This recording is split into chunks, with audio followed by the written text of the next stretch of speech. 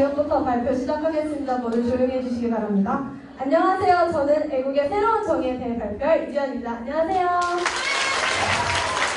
여러분, 혹시 애국의 뜻이 뭔지 아시나요? 네, 너무 잘하시고 계시는군요. 하지만 한 번 더 말할게요. 자기 나라를 사랑하라는 의미를 지니고 있습니다.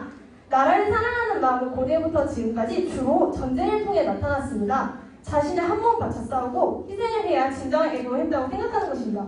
요즘에는 올림픽이나 세계선수권 대회에서 메달을 따는 것도 애국이라고 생각하죠. 왜 그럴까요?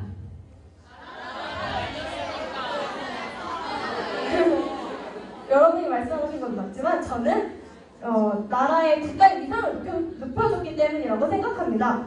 여러분, 근데 제가 한번 질문을 해볼게요. 답을 해주시길 바래요. 이런 것이 진정한 애국일까요? 이런 것만이? 아니요. 또 희생으로만 개인의 애국을 표현할 수 있을까요? 아니요. 뛰어난 능력이 있어야만 애국자인가요? 아니요. 혹시 현재 대한민국 국민들에게 애국을 강요하고 있진 않은가요? 아니요. 이럴 줄 알았습니다. 네. 그러고 애국의 의미를 우린 거창하게 생각해야 할까요? 저도 아니라고 생각합니다. 오히려 이러한 애국은 히틀러가 지배하던 독일과 같이 자문화 중심주의와 국수주의를 심화시킵니다. 이는 세계시대에 뒤처지는 발상입니다. 애국의 정의, 나라를 사랑하는 마음, 이 본질적인 의미로 다시 되돌아가 봅시다. 저는 사소한 것도 애국이라고 말할 수 있을 것 같습니다. 먼저 우리나라를 외국인에게 알리는 방법이 있습니다. 대표적인 방법으로는 공공외교라는 방법이 있는데요. 공공외교란 외국 국민들과의 직접적인 소통을 통해 우리나라에 대한 공감대를 확산하고 이를 통해 우리나라의 영향력을 높이는 것을 의미합니다. 우리가 만약에 외국인에게 무언가를 소개를 한다면 어떤 것을 소개하시겠어요?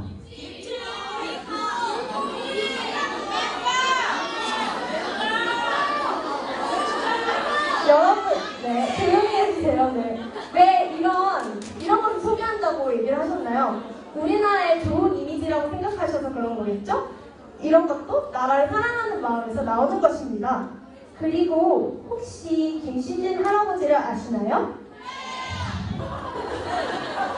김시진 할아버지께서는 가족분들과 함께 독립운동을 중국에서 하셨지만 증거가 불충분하여 국가유공자로 지정되지 못하셨습니다.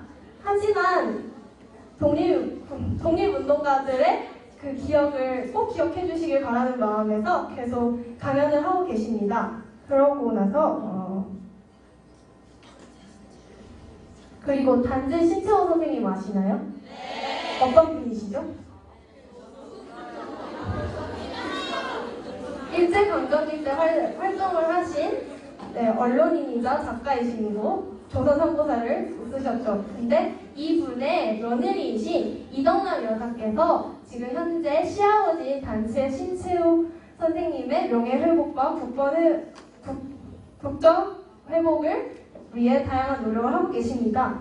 그리고 외화를 벌어 나라의 발전에 기여한 화독 광부와 간호사분들도 일본국 위안부에 대해 일본의 공식적인 사과를 요구하는 수요 집회에 참여하는 학생들도 모두 애국이라는 하나의 뜻에서 시작되는 것입니다. 내 주변에는 외국인이 없고 역사의 지식이 해박하지도 않은데 어떻게 애국을 하라는 거야? 라고 생각하실 수 있습니다. 여러분은 근데 이미 애국을 많이 하고 계십니다. 여러분 혹시 4월 16일이 무슨 날인지 아시나요? 네, 그럼 4월 16일 날 여러분 SNS에 뭐 올리죠? 사진. 리본 사진 올리죠. 그런 것처럼 4월 16일에 되면 SNS에 노란색 리본을 게시하는 것도 박근혜 정부를 비판하면서 국민들이 광화문으로 오는 촛불 집회도 모두 자신이 살고 있는 우리나라를 걱정하고 있는 사랑하고 있는 마음에서 나오는 것입니다. 즉 원래 애국의 정의로 보면 우리는 모두 애국자인 것입니다. 나라의 안위를 걱정하고 애정만 있다면 특출난 인력도 재력도 모두 없지만 우리는 모두 애국자가 될 수 있다고 생각합니다. 여러분, 이 발표가 여러분에게 애국자로서 한 발 더 다가가는 발표가 되길 바랍니다. 이상으로 발표를 마치겠습니다. 감사합니다.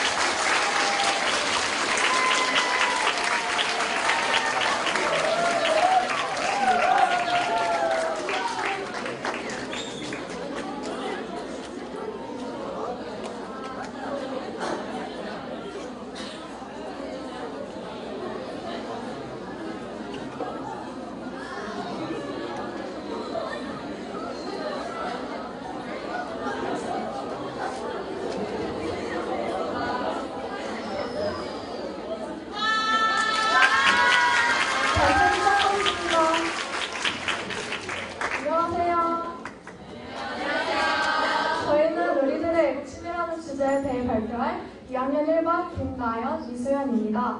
본격적으로 발표를 시작하기 전에 여러분께 질문 하나 하도록 하겠습니다. 여러분들은 애국이 무엇이라고 생각하시나요?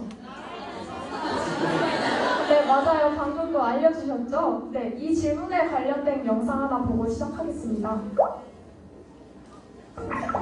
애국심은 사랑스러운 것이다. 저는 우리나라를 사랑하는 마음이라고 생각합니다. 애국심이란 다른 나라를 기원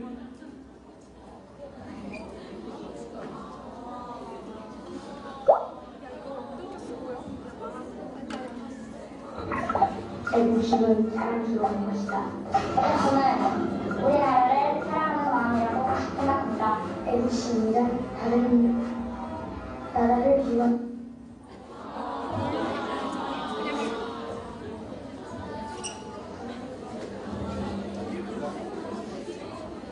네, 영상이 잘 안 나오는 관계로 이게 그냥 근데 뒤에도 다 애국심에 관련돼서 초등학생들이 답변하는 내용이에요. 여기 초등학생들처럼 많은 분들이 애국은 나라를 사랑하는 마음이라고 생각하실 텐데요.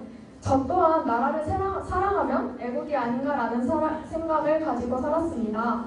그렇지만 애국에 대해 제대로 생각해보면 과거의 애국과 현재의 애국에는 변화가 있다는 것을 알게 되었습니다. 그렇다면 과연 과거의 애국과 현재의 애국에는 무슨 변화가 있을까요? 시간이 흘러도 나라를 지킨다는 애국에 대한 생각을 갖지만 아마 표현하는 방법이 달라졌을 것입니다. 혹시 이 질문을 들었을 때 세종대왕이나 이순신, 김구 같은 인물이 생각나시진 않으셨나요? 네, 이렇듯 과거의 애국이란 주로 나라에 큰 공헌을 하거나 나라를 지키기 위한 전쟁 또는 독립운동 등을 떠올리실 텐데요. 왜냐하면 이런 행동들이 우리 머릿속에 제일 많이 비춰지기 때문입니다. 과거를 생각해봤다면 현재도 생각해봐야겠죠? 그럼 지금부터 21세기 애국에 대해 생각해보도록 하겠습니다. 애국은 한자 뜻 그대로 풀이하면 사랑애, 나라를 사랑하는 마음인데요. 이 뜻의 나라는 어떤 나라를 뜻한다고 생각하시나요? 현대의 사회에서 정의내리기가 쉽지 않은데요. 그렇다면 질문을 바꿔서 현대의 애국이라 하면 무엇이 떠오르시나요? 국가대표 선수들이 올림픽에 나가서 메달을 획득하고 K-팝 스타들이 해외에 나가서 우리나라를 빛내주는 일이 떠오르시었나요? 이외에도 발전한 현재에 애국하는 방법은 무엇이 있을까요? 지금껏 한 번쯤 생각해 보신 적 있으신가요? 만약 없으시다면 지금 이 시간에 같이 생각하는 시간을 가져봅시다. 저는 애국을 실천하려면 먼저 지나간 과거를 올바로 알아야 한다고 생각합니다. 여러분, 어려웠던 우리나라의 경제를 위해 머나먼 타국에 가서 싸우셨던 분들을 기억하시나요? 이 사진에 보면 32만여 명이라는 큰 숫자가 파병되었다는 사실을 알 수 있는데요. 베트남 전쟁뿐만 아니라 지금까지 수많은 분들이 나라를 위해 희생되었지만 우리들은 그분들을 알지 못합니다. 조명받는 책 속에 미인뿐만 아니라 그 곁에서 조명되지 않고 희생된 수많은 분들을 기억하는 것만으로도 애국일 것 같습니다. 여러분, 저희가 잠을 자지도 못하고 수행평가를 밤을 꿀딱 새우면서 하는 이유가 무엇인가요? 고작 0.1점 때문에 좌절하고 울고 웃는 이유가 무엇인가요? 이렇게 힘들 때 위로의 한마디, 격려의 한마디를 듣기 위해서죠? 그래서 저는 우리와 같은 처지의 사람들을 위로하고 격려해주는 한마디를 건네주는 것도 애국이 아닐까 생각해요. 여러분, 우리 학교에서도 하는 헌혈 해보신 적 있으세요? 영화 때문이라도 하신 분들은 본인에게 칭찬 한 번씩 해줘도 될 것 같은데요. 제가 갑자기 왜 이런 생뚱맞는 소리를 했냐면 현재 우리나라는 헌혈을 받을 수 있는 피가 부족하기도 하지만 자체 생산할 수 있는 상황도 아니기 때문에 피가 매우 부족한 국가 중 하나예요. 그러니까 여러분들은 30분 정도만으로도 애국을 한다고 할 수 있죠. 이처럼 일상생활에서 애국을 하고 있다는 것을 알고 계셨나요? 네, 그렇죠. 네, 우리에게는 3.1절 현충일들과 같이 국가에 힘써주신 분들을 기리기 위한 날들이 있습니다. 애국은 모두가 할 수 있고 지금도 하고 있습니다. 보이지 않는 곳에서도 국가를 위해 힘써주신 분들께 감사의 인사를 전해봅시다. 네, 그리고 저희가 마지막으로 하고 싶은 말은 It is a great patriotism to give your light shine on the star. 여러분들이 그 자리에서 빛을 내주는 것이 가장 큰 애국입니다. 저희의 발표가 여러분들이 21세기 애국에 대해 한 번 더 생각하는 기회가 되길 바라며 저희의 발표 마치겠습니다. 감사합니다.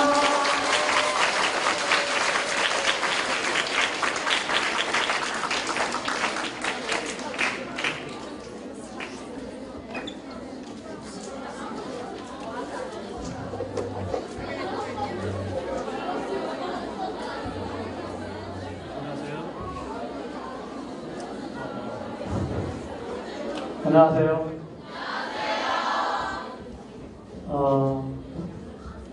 지금 2학년 내려온 거죠? 3학년도 있어요? 정말 애국자 3학년들이 오셨네. 3학년 5반? 네. 오늘 오신 선생님을 잠시 소개하겠습니다. 오늘 오시는 선생님을 위해서 윤여찬 선생님께서 고생을 좀 하셨고, 역사 동아리 학생들이 아주 훌륭하신 분을 섭외를 해 주셨습니다. 역사 동아리 학생들 고생하셨습니다.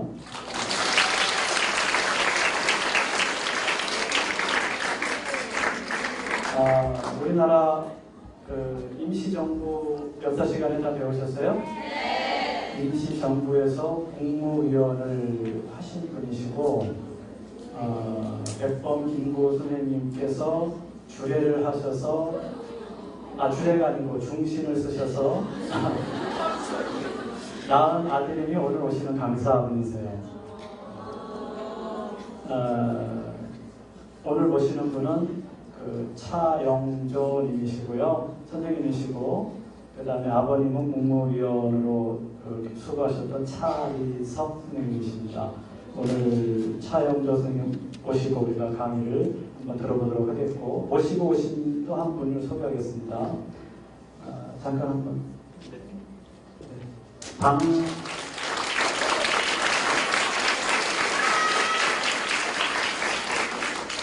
방학진 선생님이신데, 민족문제연구소라고 혹시 아세요? 네. 민족문제연구소의 기획실장님이십니다. 그래서 오늘 차영조 선생님 모시고 같이 오셨습니다. 끝까지 오늘 한번 말씀 잘 들어보시고, 우리 어르신들 세대는 그렇게 나라를 위해서 사셨는데 여러분들은 오늘 어떻게 살아야 될지 생각해보는 시간이 되었으면 좋겠습니다. 우리 힘찬 박수로 모시겠습니다.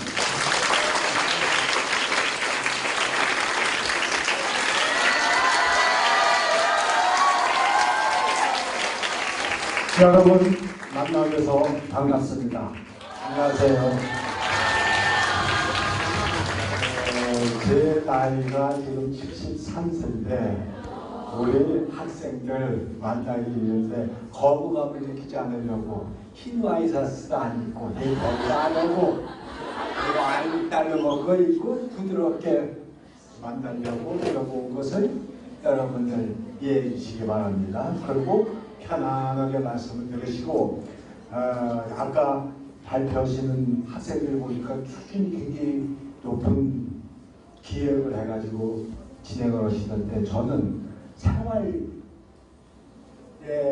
수준에 맞춰서 말씀드리지 뭐 학문적으로나 뭐 깊은 역사 얘기를 하려고 하는 게 아니니까 여러분들 그리 아시고 편안한 마음으로 들으시기 바랍니다. 영상 먼저. 영상. 네.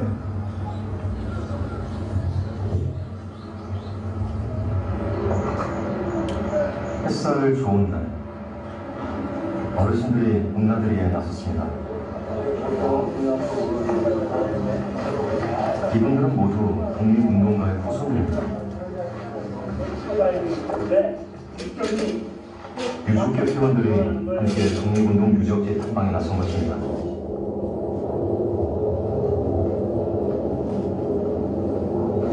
고장은 1919년 여기서 4월 3일 5개 명이 여기 모여서 독립운동을 했습니다.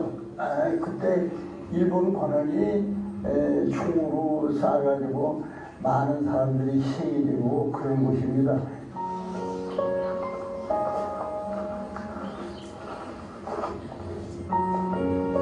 독립운동가의 아들, 딸들도 벌써 이렇게 노년을 맞았습니다.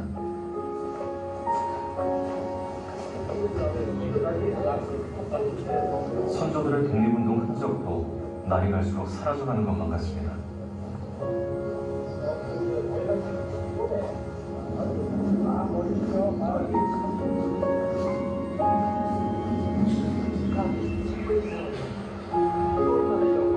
차영주 할아버지의 아버지도 독립운동가였습니다. 독립신문의 기자로 상해 임시정부 국무위원으로 일했던 동암 차리석 선생. 차영주 할아버지는 동암 선생이 60이 넘은 나이에 늦둥이로 얻은 자식이었습니다.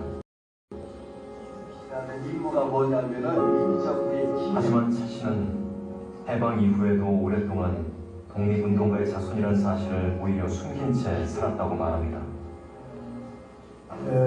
제가 한때는 성을 바꿔서 살아온 적이 있습니다. 그것은 이유는 1949년에 백범 김구 선생이 전 국민이 추앙하는데 육군 소위에 총이 맞아서 암살을 당하시는 걸 보고 나를 독립운동가의 후손이라는 흔적을 없애기 위해서 내 승이 차가인데 환자를 차자에 위에 아래에 그래서 두 자를 띄니까 납신자가 되더라고요. 그래서 그 납신자를 신간에서 신영조 해서 초등학교를 입학을 시키면서 아버지 흔적을 지우고 살 적이 한 10여 년이 있었습니다. 그토록 영원하던 독립을 맞았지만 대한민국의 사회적인 공간은 독립운동가와 그 후손들에게 결코 호의적이지 않았습니다. 일례로 광복군 출신들은 그때 당시에 나이가 20대였었어요. 그러면 20대면 젊은 사람으로서 취직도 해야 되고 군대도 가야 되고 그럴 나이인데 이력서를 쓰는데 이력서 중에 광복군이라는 말을 못 썼다고 합니다. 그런데 상위 계층이 사장이나 부대장이나 모든 게 일제 군인이나 일제 경찰이나 일제 관료 밑에 광복군 했다고 그러면은 대접받기 어려워서 오히려 불이익을 당하니까는 이력서에 광복군 출신이라는 걸 못 썼다는 것을 그분들이 그 후에 노무이 얘기하는 걸 여러 번한테 들었어요. 그런 사회이기 때문에 우리 독립운동가나 그 유족들이 그 사회적으로 이유를 못 받고 숨어 살 수밖에 없었죠. 해방 후에도 계속된 혼란의 시기.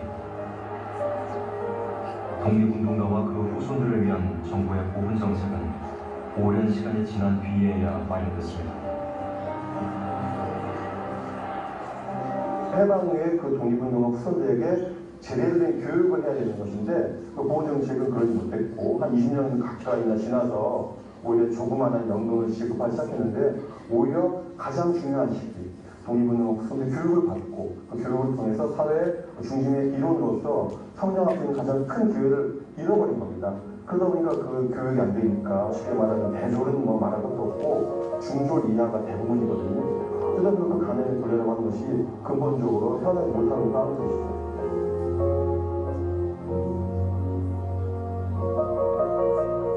독립운동을 하면 3대가 망한다는 자조를 주고받는 독립유공자 유족들. 이들에게 조국이란 어떤 의미일까요? 창고가 있는데 창고 안에다가 가만히 깔고 한쪽에서 떨면서 기도하고 아침에는 바빠가지고 동네 다니면서 문정걸 집에 가지고 돈 먹고 학교를 가고 그렇게 사는데 어머니께서는 아침에는 아버지는 독립운동 오신 분이고 훈련 오신 분이고 서울에 가면은 효창공원에 묘소가 있고 그런다고 그러는데 내가 이해가 안 가. 아버님이 그렇게 조국까지 저에서 헌신했으면은 정부나 누가 교육도 시켜줄 테고 의식을 해결해 줄 텐데 우리는 그 생활을 하느냐. 어머니 나 지키주라고 거짓말하는 거 아닙니까? 그거 믿지를 않았었죠.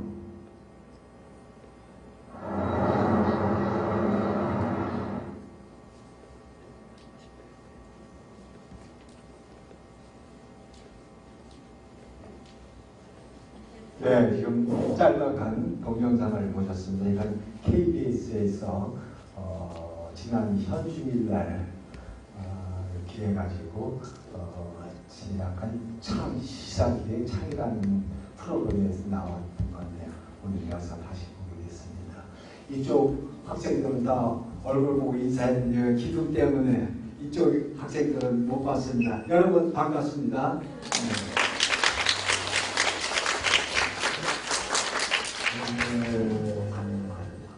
여러분 중에 주변에 독립운동가 가족이 사는 사람이 있어요? 있으면 손 들어보세요. 주변에 독립운동가 가족 없죠? 이렇게 귀엽니다. 왜? 독립운동이라는 것은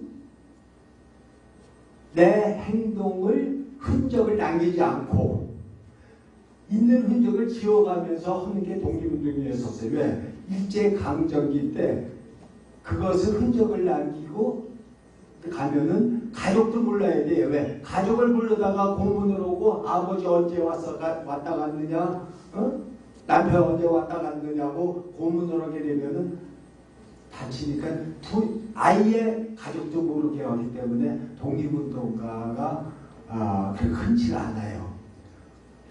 일제 50년 동안에 우리가 독립운동을 했는데 지금 독립운동가 그 가족이 여러분 많은 중에 한 분도 없다는 것은 우리가 정책이 잘못돼서 이분들이 조국 광복했을 때 제일 먼저 우대받고 역사에 기록을 남겨야 되는데 여러분들 알다시피 미 군정이 들어와서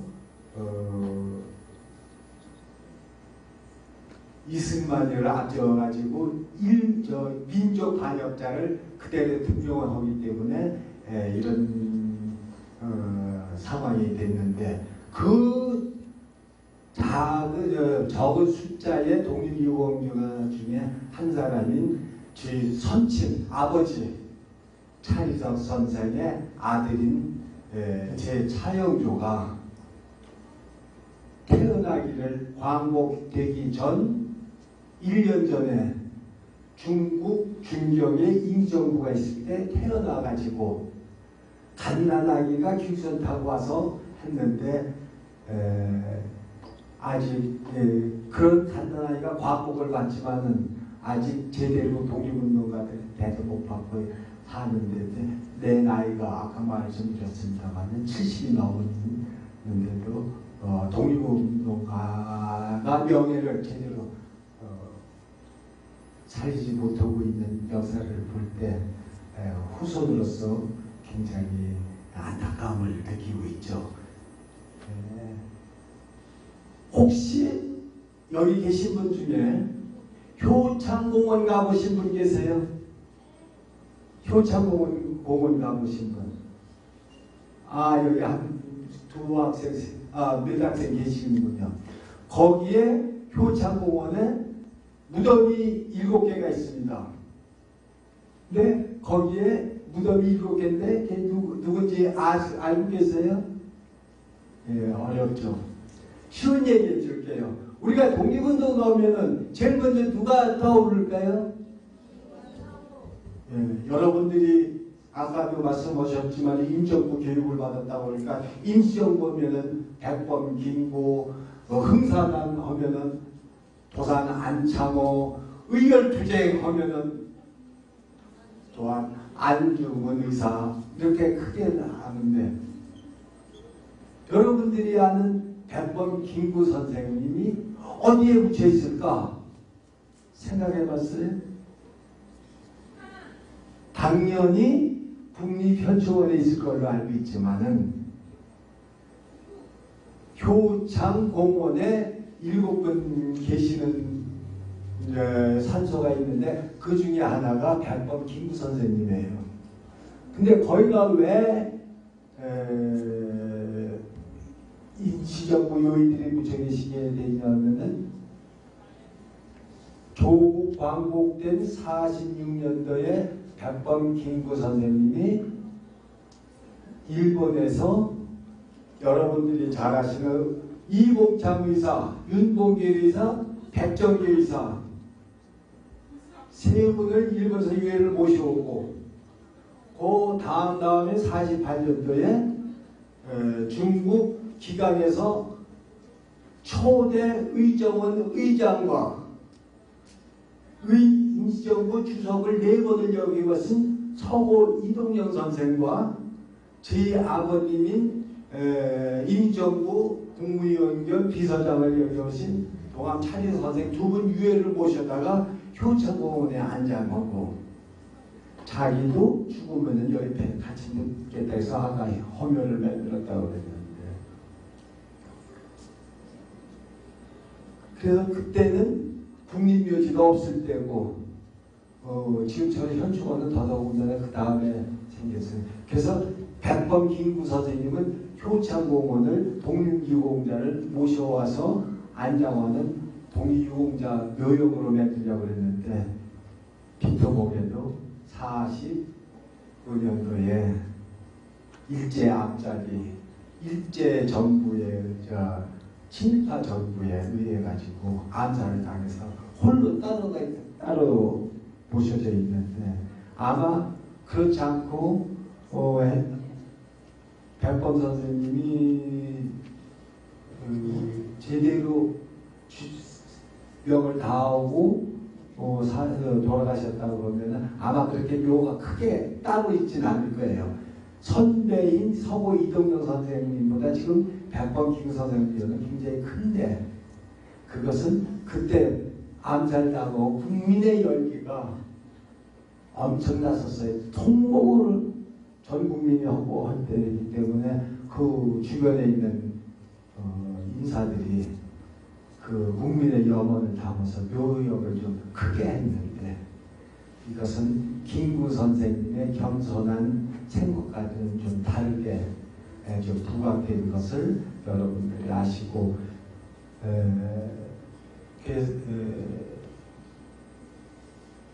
제가 여러분들께 이제 독립유공자 후손으로서 어떻게 살아왔는지를 한번 말씀드리려고 아까 교장 선생님께서 제 선친이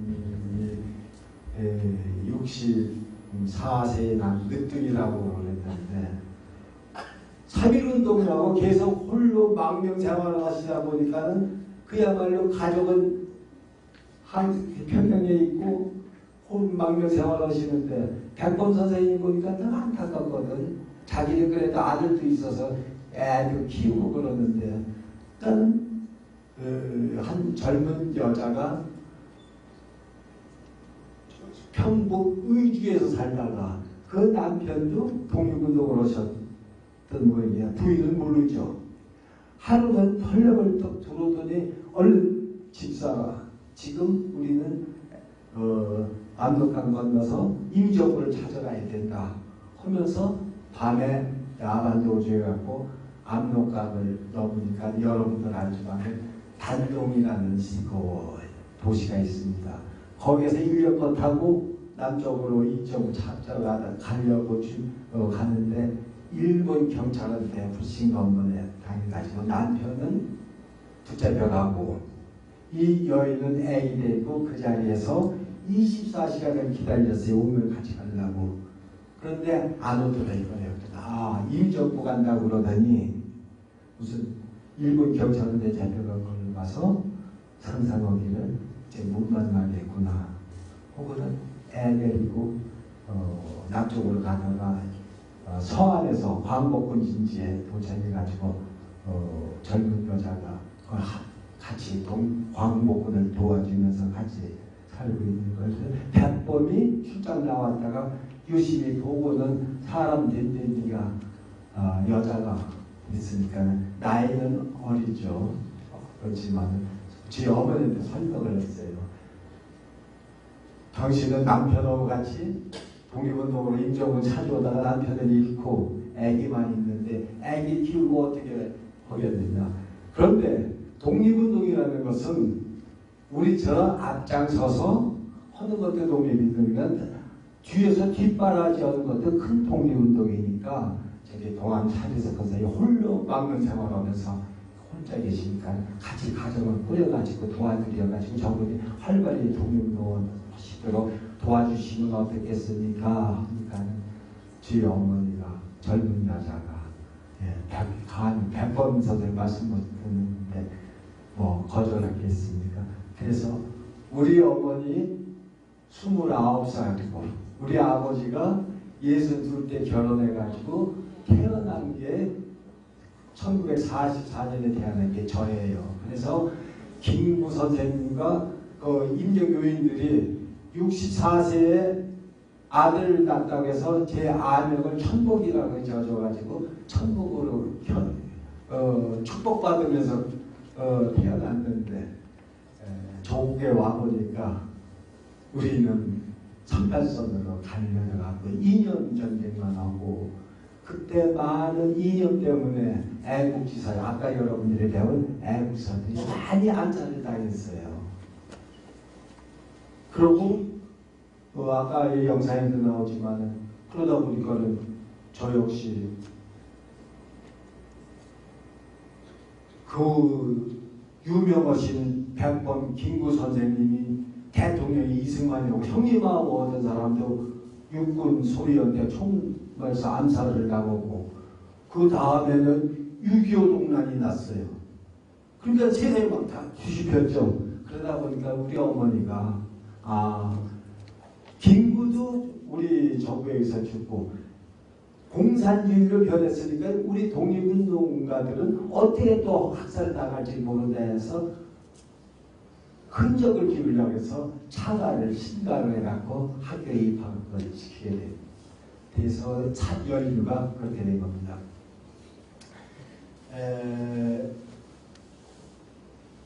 지금 효창원회를 여러분들은 공원으로만 알고 있는데 이게 조선조 때는 원이었었습니다. 원은 뭐냐면은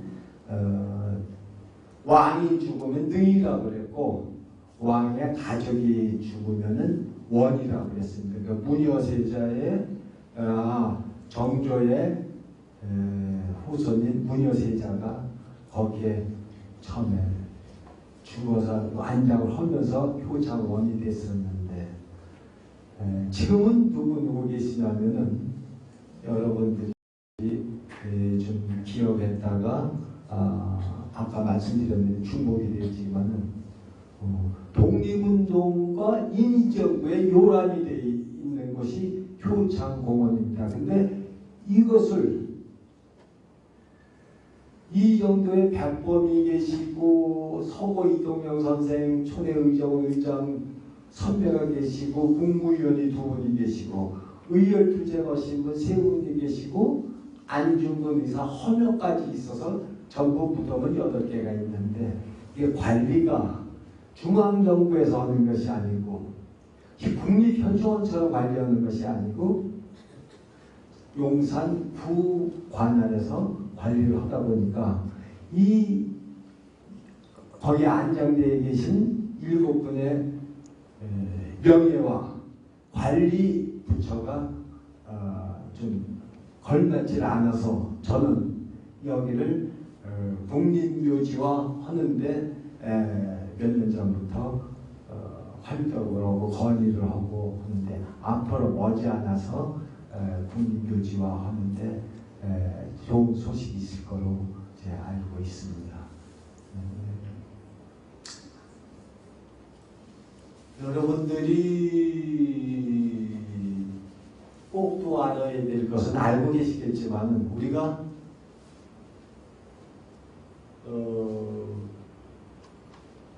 국민의례를 할 때 순국선열 및 호국영령에 대한 묵념을 올립니다.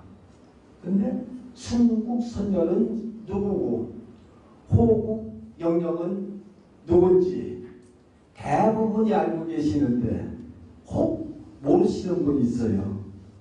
그래서 제가 지금 그건 말씀드리면 순국선열은 1945년 8월 14일 이전에 항일 독립운동 하시다가 돌아가신 분을 순국선열이라고 그러고, 호국영령은 45년 8월 15일 미 군정부터 6.25 동란을 거쳐서 우리 국토 방위에서 희생하신 분을 호국영령이라고 합니다.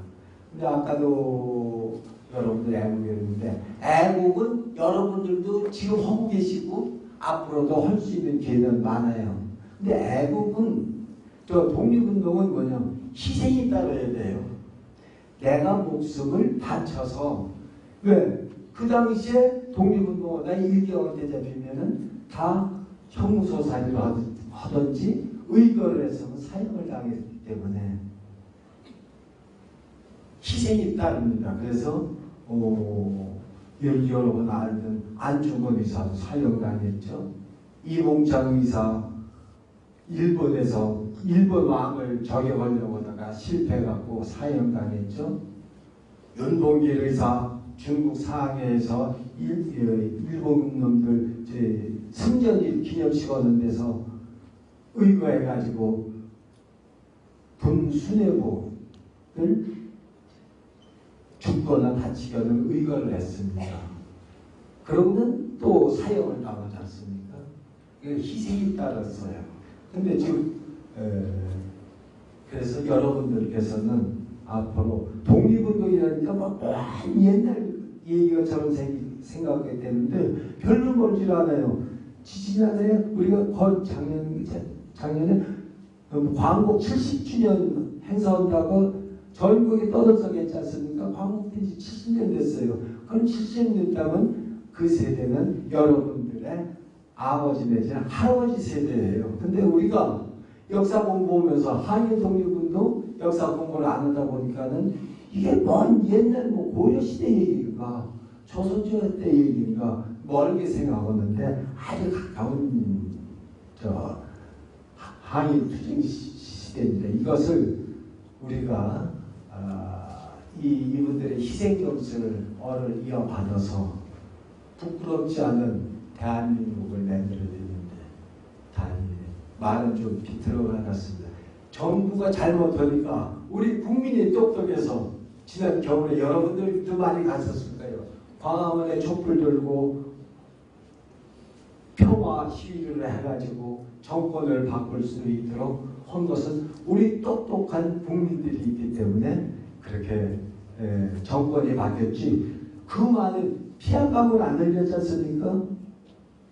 근데 혁명으로 정권 바뀌고 이렇게 하려면 민주주의를 찾아오려면 꼭 피를 흘려야 되는데 피 흘리지 않는 건 우리 국민이 성숙했기 때문에 이게 세계적으로 널리 알려서 터키가 지금 무혈 투쟁을 해가지고 정권을 대통령을 하야를 시키고 정권을 바꾼 게 생겼는데, 이것도 우리 정치의 한류라고 하는 보도가 있었습니다. 그래서 우리 자랑스러운 우리 학생들은 우리 선열들의 희생 정신을 잊지 마시고 꼭 본받아서, 애국이라는 건 별거 아닙니다. 남한테 피해 안 주는 거. 제일 쉬운 거 뭔지 알아요? 쓰레기 안 버리는 것도 애국이에요.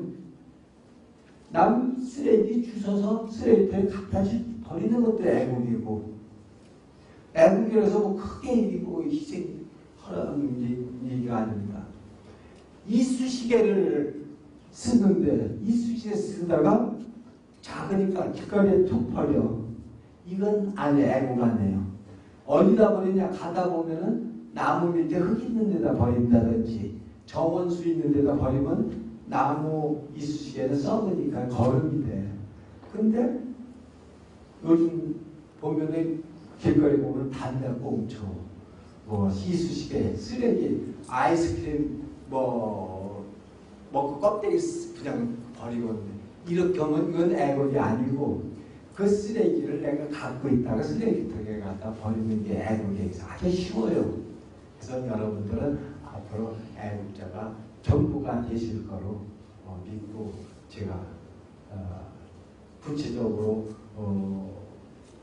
독립운동가 후손의 실상을 좀 말씀드리려면 하도 헐말이 너무나 많아서 그건 좀 빼고 이것으로서 여러분과 상명한 것을 영광을 알고 여러분들 앞에 행복이 있기를 바라겠습니다. 고맙습니다.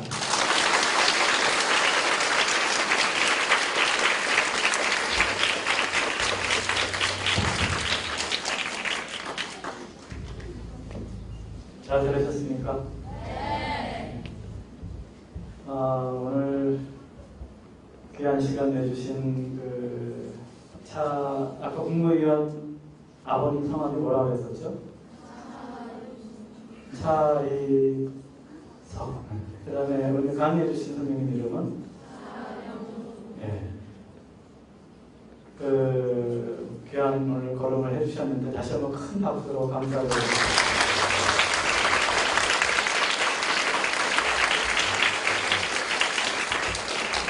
오늘 그런 말씀들 여러분들이 잘 기억해서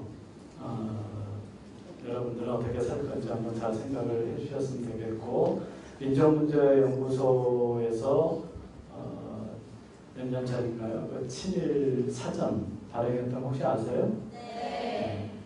그때 큰 일들을 하신 우리 방송인도 오늘 같이 오셨습니다.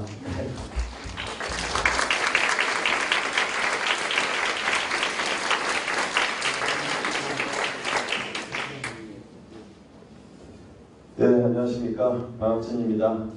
저는 이쪽에서 얘기해야지. 고3 준비사 되고 있죠? 네. 저에 대해서 제 이름은 방학진이에요. 바로 외워지죠, 방학. 진. 제 아이디가 베케이션 진이거든요. 베케이션은 JIN, @m8.com이니까 궁금한 질문 있으면 이메일을 보내시고, 차영 선생님께서는 이제 본인의 살아오신 이야기와 이런 것들 개인사에서 개인적인 어떤 이야기 중심으로 말씀하셨는데, 저는 이것들을 좀 정리해서 왜 저러한 개인사가 나올 수밖에 없는가, 이런 것도 구조적으로 한번 쉽게 얘기해 볼게요. 이럴 때는 제 소개를 좀 약간 특이하게 해야 돼. 그래서 눈을 많이 쓰더라고요. 그래서 2012년도에 KBS 드라마 각시탈 봤어요? 근데 몇 학년이었어요? 초등학교? 5, 6학년? 중학생이었어요? 2012년도에 주원이가 나왔죠, 그죠? 그 다음에 제가 그걸 자문했습니다. 네, 제가 자문했다고, 자문. 네, 다시 보기 봐요. 그 다음에 2년 전에 영화가 있었죠. 영화 2년 전에. 영화 1000만 넘은 영화 2년 전에 있었어. 암살. 암살도 되게 자문했어요. 제가 민족문제연구소 직함을 갖고 있지만 그 암살에 등장하는 배우 중에 조진웅이 나는 어디 출신이야 이렇게 나오죠. 소가포. 나 독립운동 단체 중에 어디 출신이야 이러면서 막 하잖아. 어디 출신이에요? 어디 신흥 신흥교육대? 신흥무관학교. 그죠? 신흥무관학교. 나 신흥무관학교 출신이니까 내가 이 의리를 지키면서 마치 독립운동 하겠다라고 나오잖아요. 신흥무관학교. 제가 신흥무관학교 기념사업회 사무국장 겸하고 있거든요. 네. 이렇게 직함을 많이 갖고 있으면 이렇게 연락이 많이 와요. 그래서 다음 주에 또 뭐 하죠, 영화? 다음 주에? 군함도 하죠, 군함도. 7월 26일날. 예, 군함도도 저희가 민족문제연구소 자문했어요. 예. 하여튼 역사 관련해서 요즘에 영화가 많이 나오니까 저는 영화 다 봤다고 전제하고 얘기를 해야 여러분들 좀 이해가 빨릴 텐데, 자, 우리나라에 독립운동 영화가 영화인들이 얘기하는 거예요. 영화인들이 스토리텔링 할 게 너무 많다는 거야. 물론 이게 손들어봐라 그러면 독립운동가들 잘 모르기도 하고 주변에 독립운동 하신 할아버지도 다 없기도 하지만 아주 소수지만 이야기거리는 한 사람이 하나의 영화를 만들 정도로 너무 스토리텔링이 다 무궁무진해서 이런 걸 영어로 블루오션이라고 해요. 앞으로 영화인들은 일제시대 특히 독립운동 이쪽 부분을 블루오션으로 생각하고 있어요. 블루오션으로. 그래서 아마 이런 영화들이 제가 알기엔 내년에도 무슨 영화도 준비되고 있어요. 내년에도 반민특위 영화도 준비하고 있어요. 반민특위 영화. 그래서 아마 이런 것들이 단순히 한 번 지나치는 것이 아니라 왜 그런가? 우리가 당연히 그랬어야 되는데 그렇지 않은 일들이 안타깝죠? 그죠? 당연히 우리 차이서 선생님이나 그다음에 그 아들인 차이서 선생님이 아주 뭐 금수저까지 아니더라도 거지 생활을 하지 않는 중간쯤은 살아야 된다는 게 당연한 것 같은데 왜 우리나라는 그게 당연한 일이 이루어지지 않을까? 왜 도둑놈들이 이렇게 어떻게 보면 장을 팔아가지고 재벌이 되고 친일파가 장관도 되고 그럴까? 왜 당연한 일들이 일어나지 않는가에 대한 고민, 궁금함 또는 그랬으면 좋겠다라고 하는 바람들이 영화적 상상력으로 나오는 거죠. 되게 기분 좋잖아요. 그죠? 그러니까 암살의 마지막 장면은 이정재가 나오잖아요. 이정재가 전지현한테 맞아 죽잖아요.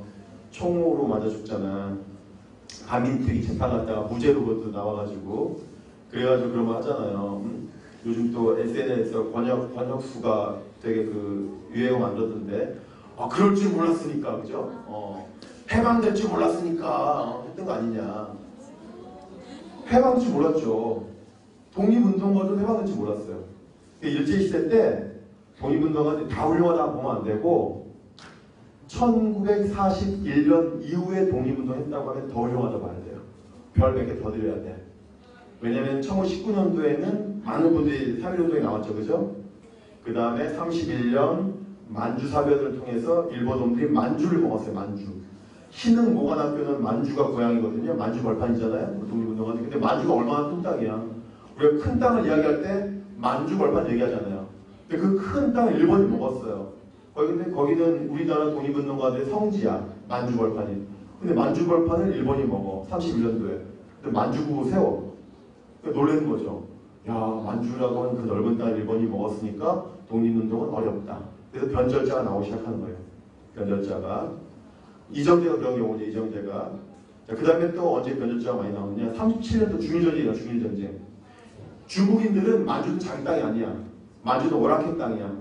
중국인들의 땅은 어디예요? 그 만리장성 안쪽이죠.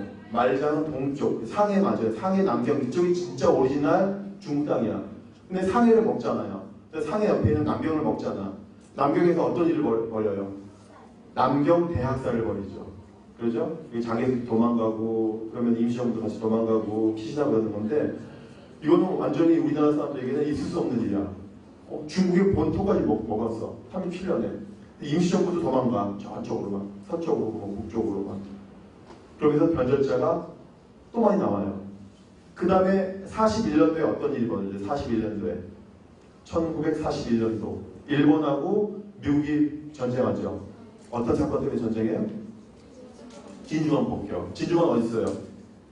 하와이에 있죠. 하와이에. 하와이까지 날아가가지고 폭격했어. 군사기지를. 미군의 군사기지를. 미국이 생기고 난 다음에, 미국이라는 나라가 생기고 난 다음에 다른 나라 정규 군대에게 참혹하게 당한 경우가 그때가 유일한 거예요. 처음이자 마지막이야. 유일무이해. 그러니까 미국 사람들 아직도 진주만 폭격이라고 하는 것이 대단한 트라우마야. 미국이 세계 최강인데 진주만 폭격을 기습으로 당했어. 그래서 대부분의 함선들 많이 죽었어요. 그렇죠? 지금 뭐 미국에서 일어나는 것은 테러죠. 테러. 폭탄 설치한 테러지.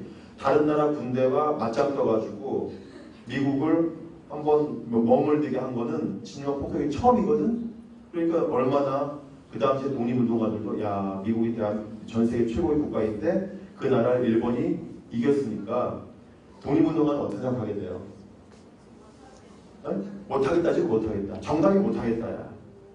이건 끝났구나. 독립운동이 좋은 거 같긴 한데 옳은 길 같긴 한데 이론적으로 합리적으로 생각할 때는 독립운동은 불가능한 거예요. 그래서 독립운동가들이 그때 많이 변절을 해요. 그래서 변절하는 이유가 이런 거거든요. 희망이 없으면 변절하거든요. 희망이 없으면 변절하는 겁니다. 절망하면 변절하게 돼요. 그래서 이거는 합리적 변절이야. 제가 볼 때는. 왜냐하면 어떻게 미국이라고 하는 강대국도 맞짱 뜨는 일본에게 독립운동 하겠다고 총도 얼마 없고 하는 우리나라 독립운동이 되겠느냐. 이것은 오히려 조선 땅에 있는 조선 민중들을 더 괴롭힌 일이기 때문에 그냥 우리는 일본 민족 다음에 2등 민족 좀 해가지고 같이 사는 것이 그냥 더 낫지 않겠는가. 더 이상 무리한 계란에 바위치기 하지 말자.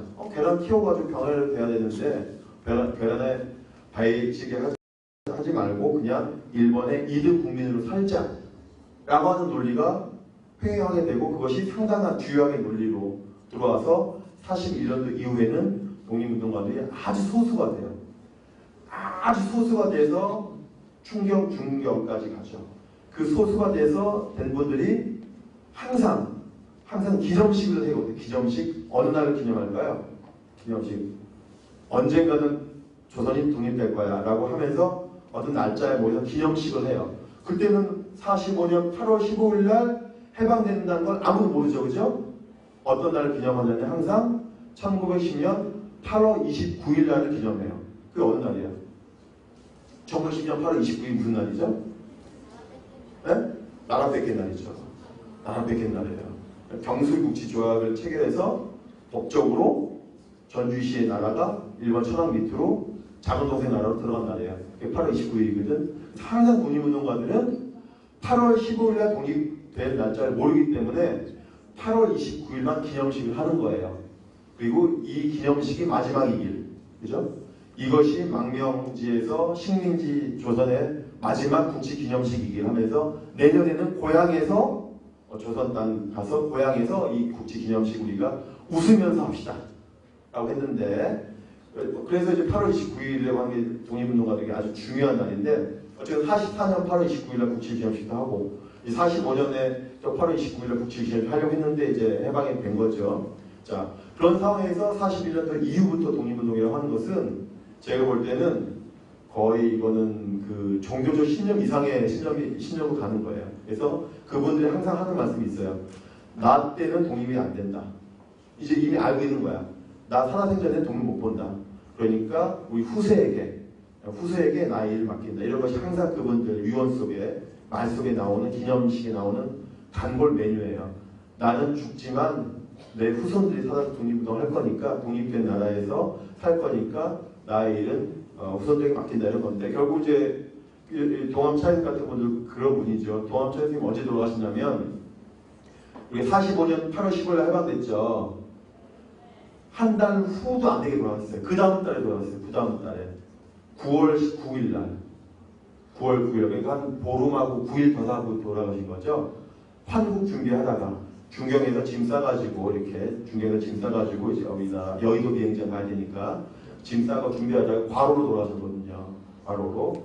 그때 선생님이 이제 1년 전에 태어나신 거고 그래서 이제 그런 상황들이 있는데 어쨌거나 해방은 된 거고 해방이 됐으니까 난 죽지만 어쨌거나 내 피가 피덩어리 같은 자식들은 대한민국이 잘 보호해 줄 거다 라는 생각으로 아마 그런 마음을 눈을 감으셨겠죠.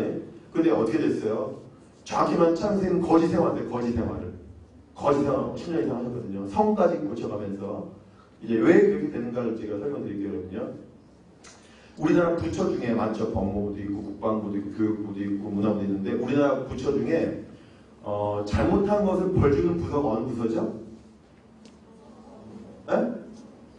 그것도 어느 부서예요? 잘못한 거를 벌을 주는 부서가 있죠? 정부 부처 중에. 네? 국정원? 국정원은 아니야. 국정원은 그렇게 하면 안 돼. 어디? 사법부라고 하면 안 되고 부서 중에. 법무부는 법무부. 그래. 역시 고3이구나. 그죠? 역시 고3. 예. 이과야? 이과는 그렇게 잘하나?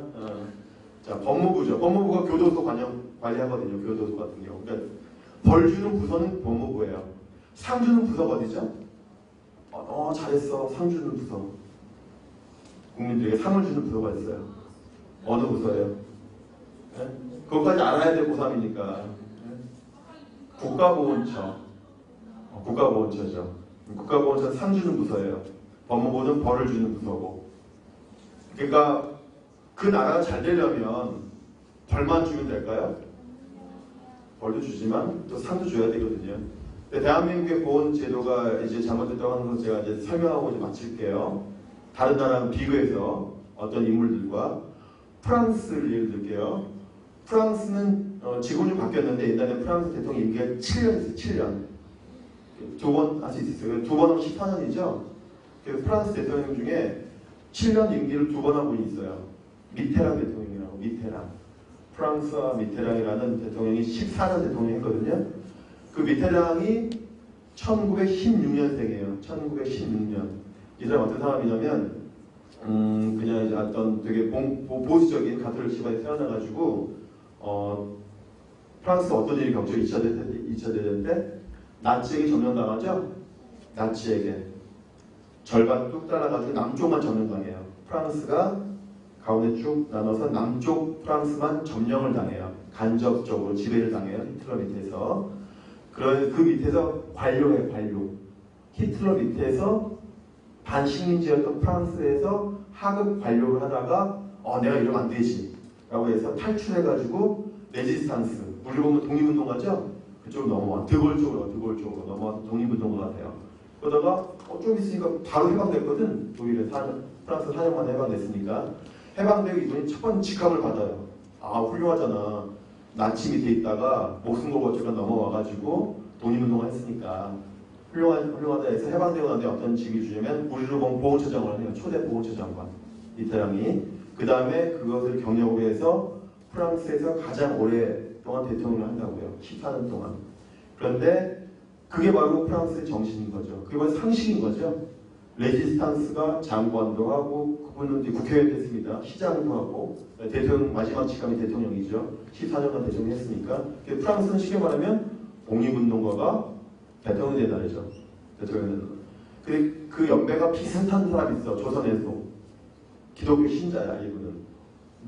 조선에. 장준하라는 사람이 장준하. 미테랑하고 나이가 거의 비슷해. 똑같은 연대에 살았죠.